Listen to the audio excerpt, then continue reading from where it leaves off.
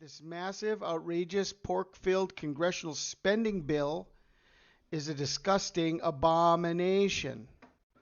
Abomination. So the big bill, the big beautiful bill, 1116 pages, pointing directly to Obama, and Elon Musk is calling this bill an abomination. Now that's a very strong word. That's a biblical word. The abomination of desolation. It's not a word you throw around and just use anywhere. This is a very direct connection.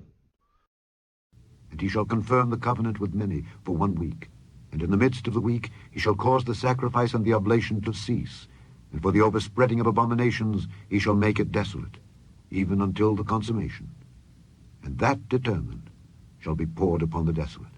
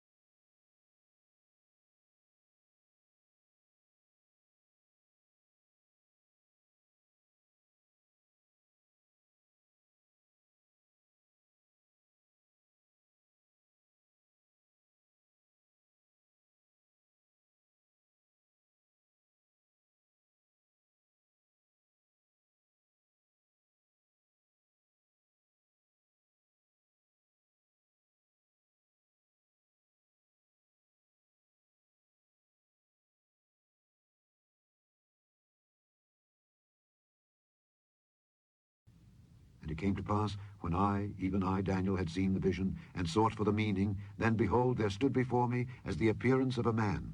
And I heard a man's voice between the banks of Ulai, which called and said, Gabriel, make this man to understand the vision.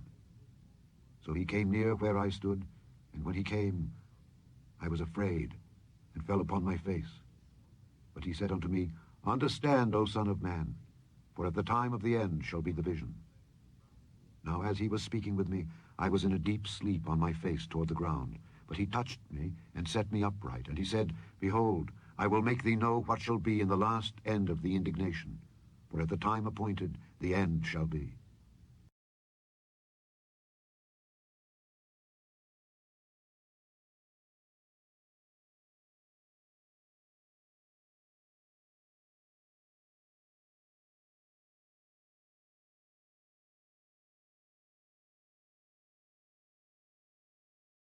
And arms shall stand on his part, and they shall pollute the sanctuary of strength, and shall take away the daily sacrifice, and they shall place the abomination that maketh desolate.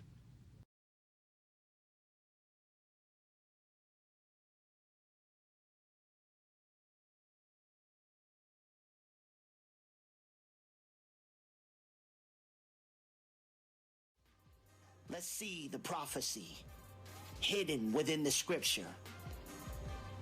That a messenger abomination, it just so happens to be that the abomination is called a messenger RNA. And this messenger would be of Satan. I want you to see this in the spirit. In the Old Testament, it was an outward thing. In the New Testament, it's an inward thing. And remember, Jesus Christ said, as the days of Noah were, so shall it be when I come back. The fallen angels were on the earth in the days of Noah. And were they or were they not corrupting everything that God created? It says that Noah was perfect in his generation. And it was talking about his DNA. His bloodline was not corrupted by the fallen angels. Today I want to update you on the next stage of this momentous medical initiative.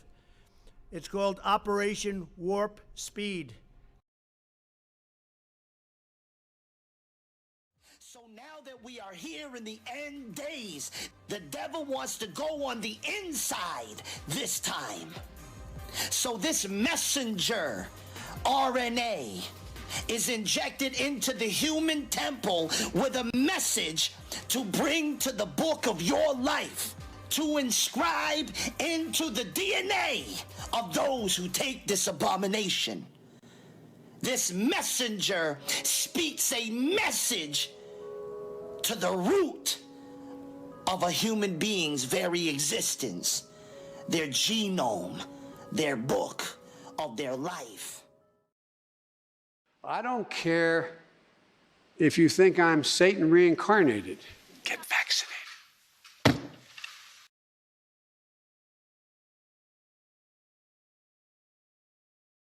And just as the book of Revelation says, on Judgment Day, the books were open. And remember, we showed you in the prophetic message, the DNA of God and the mark of the beast, that your DNA is the book of your life. And that is why Satan wants to get to the DNA, because he wants to put a message inside of your book.